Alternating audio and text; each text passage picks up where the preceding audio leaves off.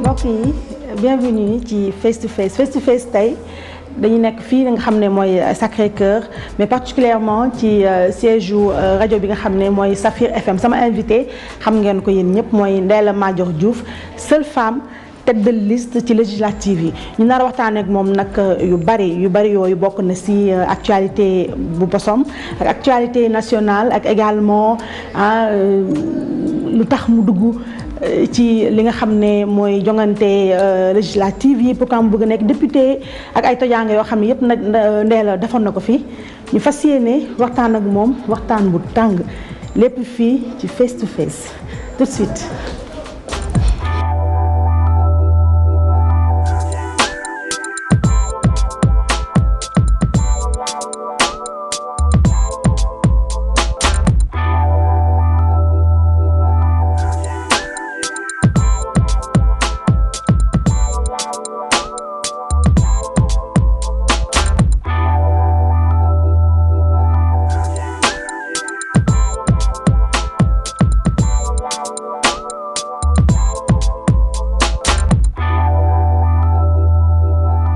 face to face mbokk yi ñu leen di jaajëfal di leen remercier ci ni ngeen ñu dalalaate encore seen kër yi seen salon yeeg ñoomin seen waa télévision Futurs Médias jaaree ko ci face to face di leen nuyu ma wax nag ne sama gan gis ngeen ko ci entrée bi Ndella Madior Diouf la Ndella ñu ngi lay nuyu di la remercier ci ni ngi ñu dalalee ñun waa face to face télévision Futurs Médias fii sa kër.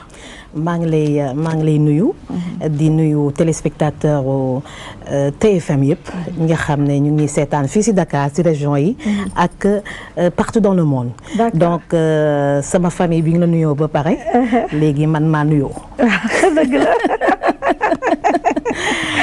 dëgg la alors Ndella mais déjà je te félicite parce que gis naa daal. j'ai pris du poids. oui xam nga bi ñu dooroon fële bi nga nekkee fële. waaw donc boobu dama tuuti woon. waaw boobu léegi bii nag j'ai mon bébé. xam nga soo jëlee bébé. après soo amee bébé da ngay am. tu as du mal à perdre. voilà tu as du mal mais bon mi ngi commencé wàññeeku nànk na. waaw j'ai vu. waaw mais tu es toujours aussi élégante. mooy mais des na mais yow yaa ma dàq. léegi yow lan moo xew yow fu mu nekk nii j'ai affaire à une très belle femme. non c'est une femme qui s'est révélée en fait. ma ne waxal gars yi ñu ñëw. suñu ñëwee rek suñu riche rek ma may leen. nga may ku riche daa nga may riche rek ma may. waaw nga may defar ba mu baax. na riche. waaw.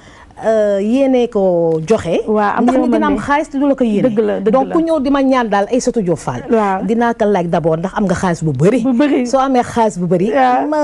ma laaj la est-ce que yéene nga ko si xaalis. surtout na nga ko yéene. waaw et puis soo ma promettre que di nga ko chérir comme ni ñu war a chérir jigéen ndax jigéen dañ koy ormal. waaw dëgg la rek ma maye. mais lu may laajte dafa bëri. xam naa la nga sa loxo. là actuellement franchement nouvelle formule. new look. oui donc c'est comme ça jigéen ñi lay mel. dëgg la waaw voilà merci. dindi leen rasta yi sànni fële ci defar ba mu baax. xewi na. donc mbokk yi gis ngeen. là maintenant kenn xàmmeetul Aïssatou. waaw dëgg la man dama foog ne ma ne Aïssatou moom c'est une américaine maintenant. américaine ou sénégalaise quoi. mais man ak yow ñoo far man ak yow. mbokk yi le temps est donné alors Ndella tu es la seule femme tête de liste ci waaw ci législative yi. Ndella sénégalais yi ils ont un peu du mal à te cerner parce que yow déjà tu es patronne de presse nga. Oui. Tu es dans le milieu des médias mais avant médias yi docteur nga. N'est-ce pas donc yaa ngi ci santé. Voilà tu as fait la médecine et. fakkastalu ci communication. waaw après fakkastalu léegi. ci politique bi politique lépp la. waaw politique bi nga fakkastalu ne lu tax ma ne Sénégalais yi dañuy am un peu de mal à te cerner. Pour ne pas dire qu'ils te prennent pas au sérieux quand même. Bon. Parce que Ndella élection mu ñëw nga déclaré sa candidature. 2007 ak 2012 la woon. présidentielle. mais da nga dem ba ci biir nga def wax non 2007 moom. 2007 man maa nekkoon la seule femme d'ailleurs bu déclaré woon sa candidature en 2007. Et puis le président Wade à la dernière minute a décidé de découpler les élections. L'élection présidentielle ak l'élection législative. waaw en découplant donc da ngay multiplier le budget par deux. wala problème budget nga amoon yow. problème budget pour les élections législatives. en 2007.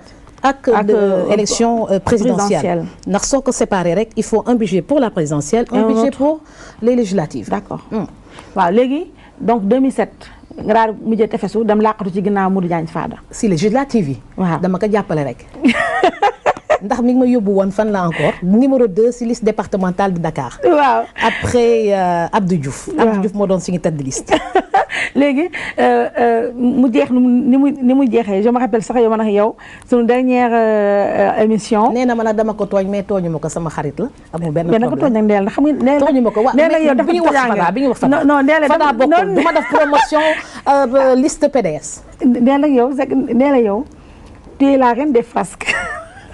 yow moo tax tu es une bonne cliente pour moi. absolument mos nga ma ko wax waaw yàgg naa la ko wax. wax nga ma ko jamais 203. oui ça c'est notre 3e émission. d'accord alors Ndella pourquoi cette fois-ci tu es allée jusqu'au bout. pourquoi tey bi yoon. absolument vous êtes la première à me dire pourquoi je suis allée jusqu'au bout. parce qu'en réalité législative bi. moom mooy troisième tour présidentiel yi.